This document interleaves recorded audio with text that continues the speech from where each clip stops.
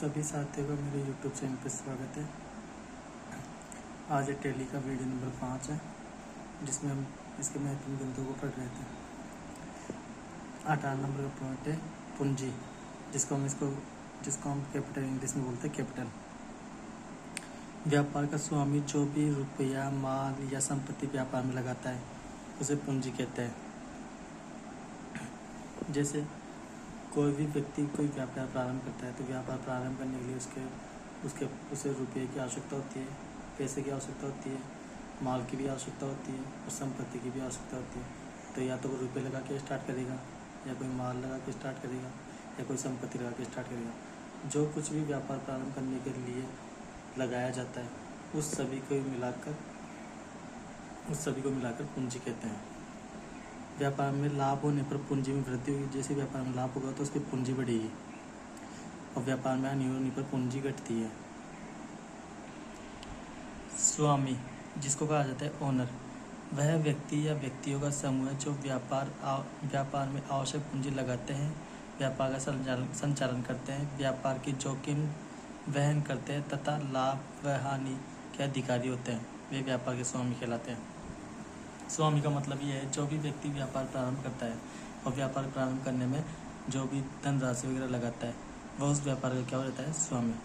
क्योंकि स्वामी लाभ का अधिकारी होता है, लाभ तथा हानि का अधिकारी होता है। लाभ होता है तो उसके कैपिटल में वृद्धि होती है पूंजी, और हानि होती है तो उसकी पूंजी में कमी होती है।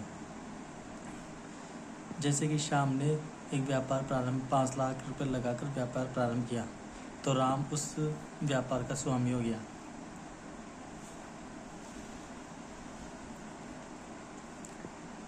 यदि किसी व्यापार का स्वामी या मालिक स्वामी बोल सकते हो, मालिक बोल सकते हो, एक व्यक्ति है।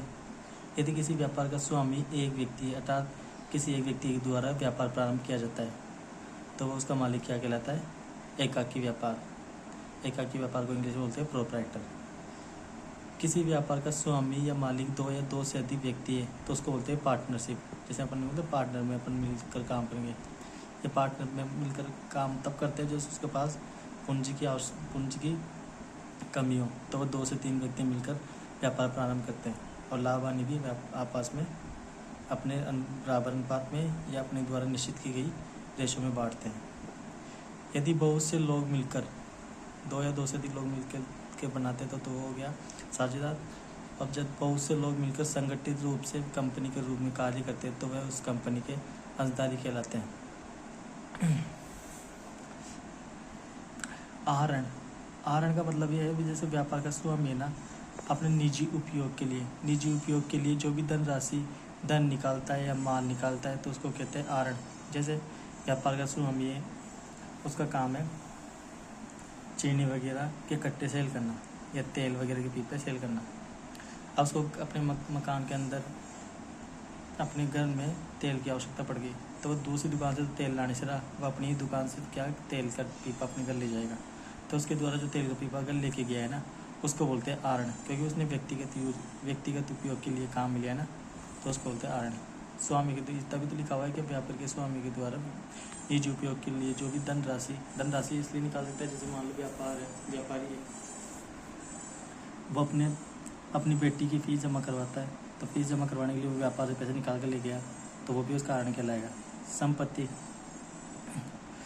व्यापार या व्यवसाय की ऐसी समस्त वस्तुएं जो व्यापार के संचालन में सहायक होती है।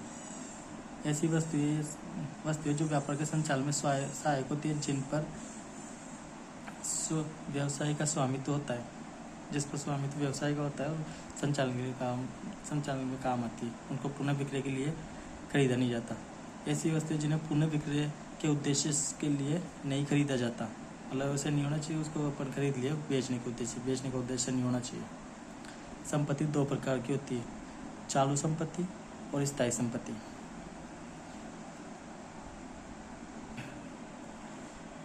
स्थायी संपत्ति, ऐसी संपत्ति जिसका जीवन काल 1 वर्ष से अधिक हो। मतलब अपने को ऐसी संपत्ति देखनी जिसका जीवन काल 1 वर्ष से अधिक हो। जैसे कंप्यूटर हो गया, वाहन हो गया, कार हो गया, बिल्डिंग हो गई, मोबाइल फ़ोन हो गया, फर्नीचर हो गया और भी और आइटम हो सकते हैं जिसका लाइफ देखनी अपने को 1 साल से अधिक होनी चाहिए। चालू संपत्ति, ऐसी संपत्ति जिनका जीवन काल 1 वर्ष से कम हो। 1 वर्ष से अधिक होगा तो स्थायी संपत्ति, 1 वर्ष से कम होगा तो चालू संपत्ति, जिन्हें 1 वर्ष के भीतर नकद में परिवर्तित किया जा सकता है। जैसे देनदार, जैसे हमने किसी कस्टमर को उधार माल बेचा तो उसको एक साल के अंदर भीतर अपने को वो पेमेंट देता है, इसलिए वो अपना क्या हो गया, चालू संपत्ति। स्टॉक, क्योंकि अपने पास स्टॉक पड़ा है उसको अपने ना 1 साल के भीतर नकद में परिवर्तन कर सकते हैं, तो वो भी चालू संपत्ति होगी। Bank, cash, BR, bill receivable, ये सभी चालू संपत्ति होती है।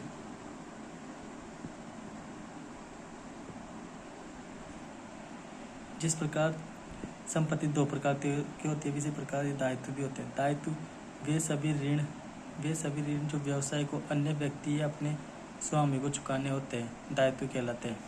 जैसे मान लो कि जैसे कि व्यापार प्रारंभ करने के लिए हमने किसी से ऋण लिया तो उस ऋण को चुकाएंगे, तो वो अपना किसी से ऋण लिया, ऋण अपने लिए क्या हो गया, दायित्व, क्योंकि उसको चुकाना पड़ेगा। जैसे स्वामी, व्यापार का स्वामी भी क्या उसमें पैसे लगाता है, तो वो भी एक तरह लेनदार हो गया, क्योंकि अपने को ये पढ़ाया जाता है कि व्यापार और स्वामी इन दोनों का अस्तित्व अलग अलग होता है। मतलब व्यापार अपनी जगह है, स्वामी अपनी जगह है। यह दायित्व 2 प्रकार के होते हैं, स्थायी दायित्व और चाल दायित्व। स्थायी दायित्व वही है स्थायी दायित्व ऐसा दायित्व जिनका भुगतान 1 वर्ष या इससे अधिक या दीर्घकाल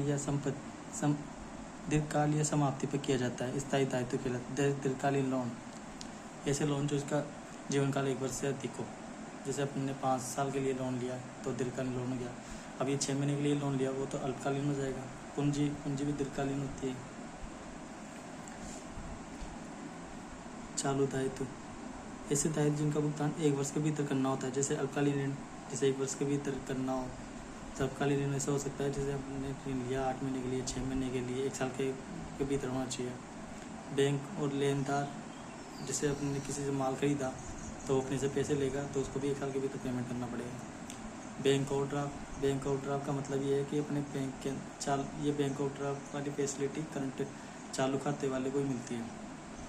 जैसे अपने बैंक के अंदर 2 खाते होते हैं, मोटा 2 सामान्य 2 खाते होते हैं, और भी होते हैं लेकिन सामान्य 2 खाते होते हैं, चालू खाता और बचत खाता।